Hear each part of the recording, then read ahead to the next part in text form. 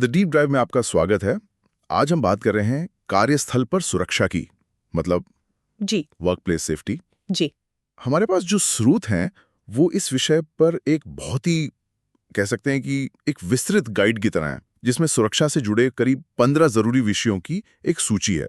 और आज हमारी कोशिश इन 15 विषयों की बस गिनती करने की नहीं है, बल्कि इनके पीछे जो एक पैटर्न छिपा है उसे समझने की है। अच्छा। हम ये देखेंगे कि कैसे सुरक्षा के कुछ सबसे बड़े खतरे वो नहीं हैं जिनके बारे में हम आम तौर पर सोचते हैं, जैसे कोई बड़ी मशीन या कोई बड़ा हादसा, बल्कि वो खतरे हैं जो या तो हमारी नजरों से छिपे रहते या फिर जिन्हें हम रोज देखकर भी नजरअंदाज कर देते हैं। बिल्कुल।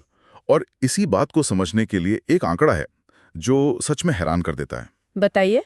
क्या कोई सोच सकता है कि सिर्फ ऑफिस में, मतलब एक आरामदायक माहौल में, गलत तरीके से बैठने या काम करने की वजह से, जिसे एर्गोनॉमिक्स कहते हैं, हाँ, एर्गोनॉमिक्स, उसकी वजह से कंपनियों को सालाना 45 से 50 अरब डॉलर का नुकसान होता है। 50 अरब डॉलर?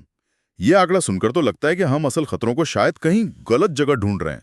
चलिए इसी परत को खोलते हैं। यहाँ दिलचस्प बात यही है कि ज्यादातर लोग वर्कप्लेस सेफ्टी का मतलब हेलमेट या सेफ्टी जैकेट या शायद आग बुझाने वाले यंत्र समझते हैं। सही है।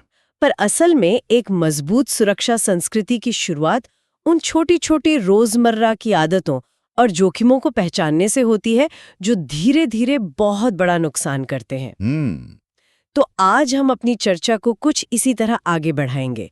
पहले बात करेंगे उन रोजमर्रा के जोखिमों की जिन्हें हम अक्सर सुरक्षित माहौल में भी नजरअंदाज कर देते हैं। ठीक है। फिर बात करेंगे उन भौतिक खतरों की जिन्हें हम जानते तो हैं पर शायद पूरी तरह समझते नहीं। और आखिर में हम मानवीय पहलू पर आएंगे। ये बहुत अच्छा तरीका है। तो शुरुआत करते हैं उन खतरों से जो हमारे आसपास ही हैं, खासकर ऑफिस जैसी जगहों पर। जी। बार बार एक ही तरह की हरकत करना या गलत ऊंचाई पर रखी हुई कंप्यूटर स्क्रीन, हाँ, ये चीजें धीरे धीरे मस्कुलोस्केलेटल डिसऑर्डर को जन्म देती है। स्रोत बताते हैं कि 2012 में काम पर लगने वाली हर 3 में से 1 चोट इसी वजह से थी। हर 3 में से 1? जी। अब सोचिए, एक कर्मचारी जो लगातार दर्द में है, उसकी उत्पादकता कितनी कम होगी, वो कितनी छुट्टियां लेगा और उसके इलाज का खर्च कितना होगा। जब आप इन सब को लाखों कर्मचारियों के लिए जोड़ते हैं तो ये 50 अरब डॉलर का आंकड़ा समझ में आने लगता है। मतलब ये सिर्फ हमारी कुर्सी के बारे में नहीं है, बल्कि छोटी छोटी हरकतों के बारे में भी है, जैसे ऑफिस में प्रिंटर पेपर का भारी डिब्बा उठाना। बिल्कुल। और यह हमें एक बहुत ही आम लेकिन नजरअंदाज किए जाने वाले विषय पर लाता है, सुरक्षित उठाने की तकनीक, सेफ लिफ्टिंग। हाँ, ज्यादातर लोगों को लगता है कि ये सिर्फ गोदाम में काम करने वालों के लिए है, लेकिन ऑफिस में फाइल के बॉक्सेस उठाने से लेकर घर पर फर्नीचर खिसकाने तक हम सब गलत तरीके से वजन उठाते हैं। सही बात है। तकनीक बहुत सरल है।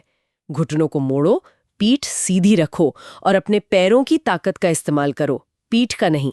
ये एक छोटी सी आदत है, पर ये आपको जिंदगी भर के कमर दर्द से बचा सकती है। ये बात तो सोचने वाली है।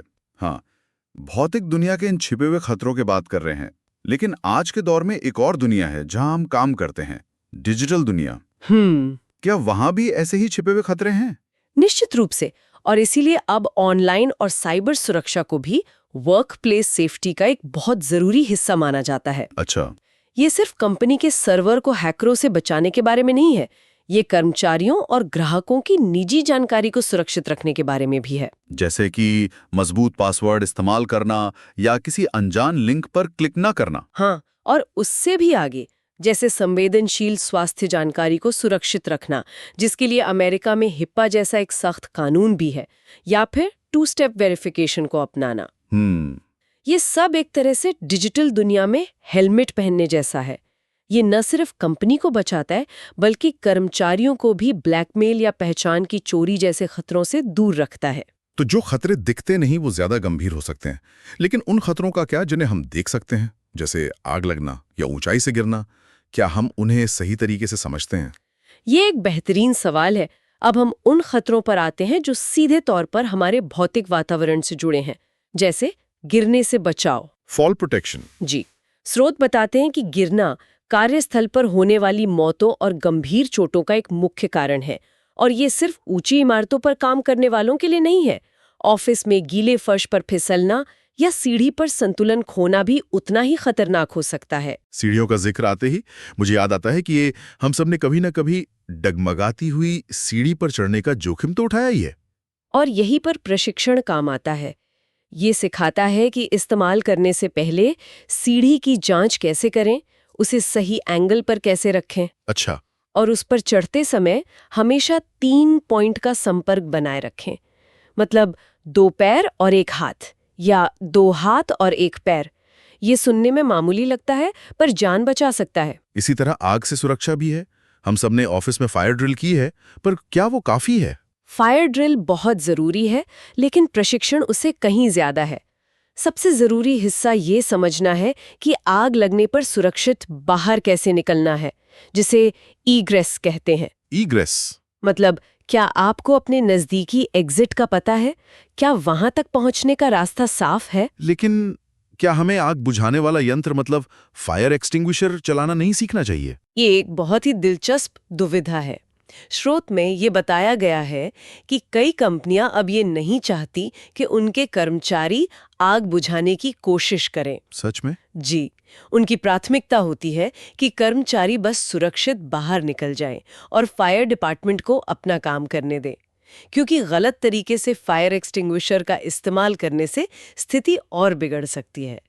इसलिए प्रशिक्षण का फोकस अब लड़ने से ज्यादा बचने पर है। ये तो मैंने कभी सोचा ही नहीं था। और आजकल एक और भौतिक खतरा बढ़ रहा है, गर्मी।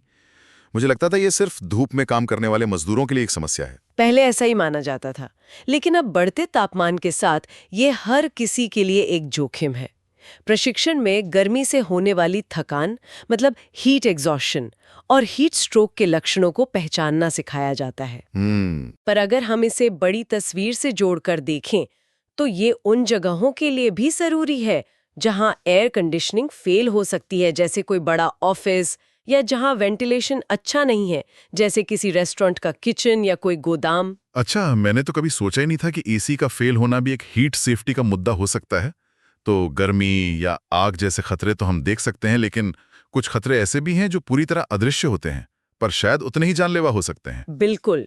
और ये हमें सबसे गंभीर श्रेणी की ओर ले जाता है, अदृश्य खतरा। ओके। इसकी शुरुआत करते हैं रासायनिक सुरक्षा से।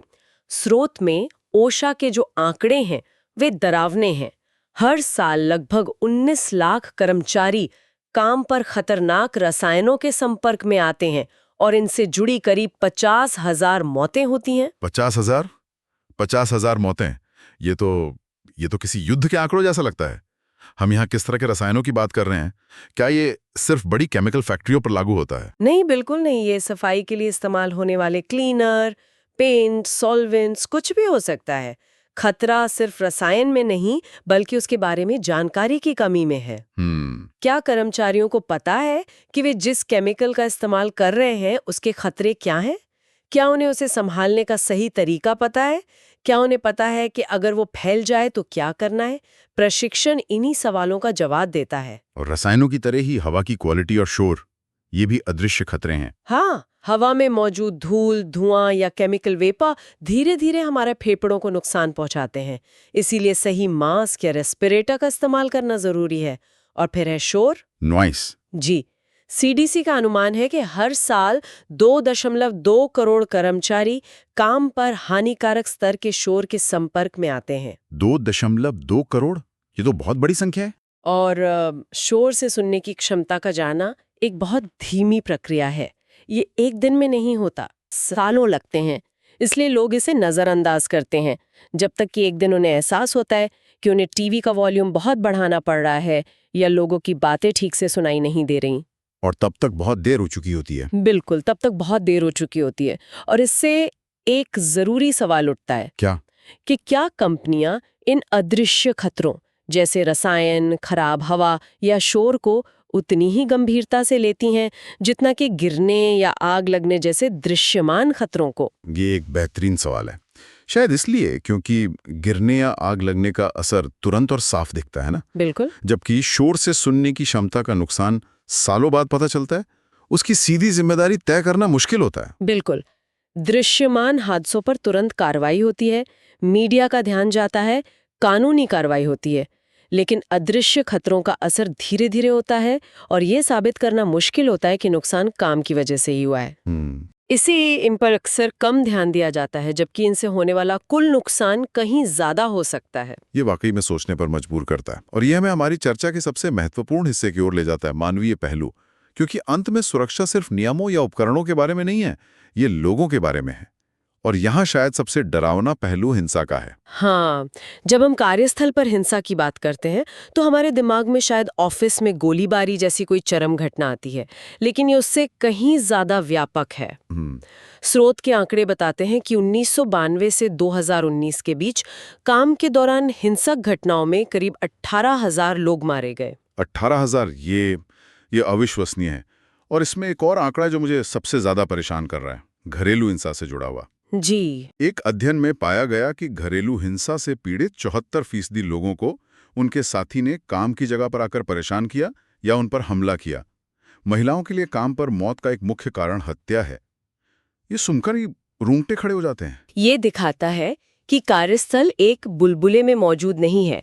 लोगों की निजी जिंदगी की समस्याएं उनके साथ काम पर आती हैं। सही बात है। इसीलिए हिंसा की रोकथाम के प्रशिक्षण में अब सिर्फ सहकर्मियों के बीच के झगड़ों पर ही नहीं, बल्कि घरेलू हिंसा जैसे बाहरी खतरों के चेतावनी संकेतों को पहचानने पर भी जोर दिया जा रहा है। इसका मकसद है समय रहते मदद की पेशकश करना, ताकि स्थिति गंभीर ना हो। और मानवीय पहलू में सिर्फ हिंसा से बचाव भी नहीं, बल्कि आपात स्थिति में एक दूसरे की मदद करना भी शामिल होगा, जैसे प्राथमिक उपचार या CPR। हाँ, और इसके आंकड़े भी उतने ही गंभीर हैं।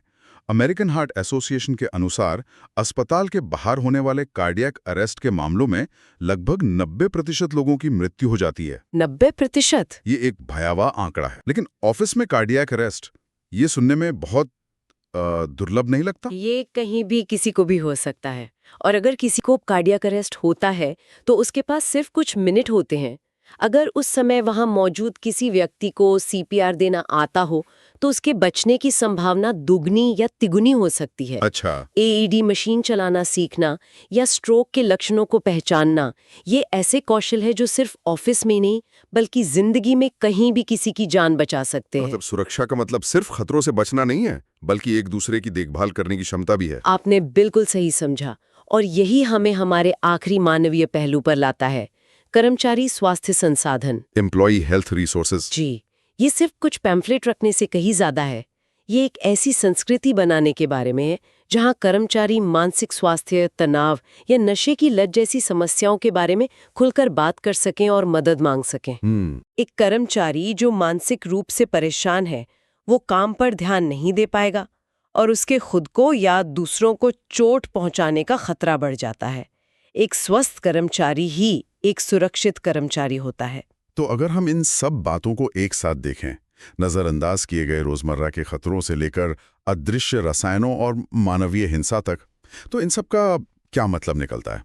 एक अच्छी सुरक्षा योजना आखिर दिखती कैसी है? इन सभी 15 विषयों को देखने के बाद ये साफ है कि एक प्रभावी सुरक्षा कार्यक्रम नियमों की एक मोटी किताब नहीं है जिसे कोई पढ़ता नहीं। यह एक जीवंत संस्कृति है। संस्कृति? जी। स्रोतों के अनुसार यह व्यवहारिक होनी चाहिए, कर्मचारियों की जरूरतों को समझना चाहिए और इसमें ऊपर से लेकर नीचे तक सबकी जवाबदेही होनी चाहिए। सुरक्षा सिर्फ सेफ्टी मैनेजर का काम नहीं है, यह सबकी जिम्मेदारी है। और ये भी कि प्रशिक्षण को आधुनिक होना होगा। मतलब 500 पेज की नियमावली की जगह शायद मोबाइल पर मिलने वाले छोटे जरूरी वीडियो ज्यादा कारगर हों, है ना? बिल्कुल। सुरक्षा को काम का एक हिस्सा बनाना होगा, ना कि काम के ऊपर एक बोझ। जब किसी को सेफ्टी गॉगल्स पहनने के लिए याद नहीं दिलाना पड़ता, जब लोग खुद ही गीले फर्श पर चेतावनी का साइन लगा देते हैं, जब कोई सहकर्मी परेशान दिखे तो लोग उससे जाकर पूछते हैं कि सब ठीक है, तब आप जानते हैं कि सुरक्षा अब नियमों में नहीं बल्कि कंपनी की संस्कृति में बस चुकी है। ये एक बेहतरीन सारांश है।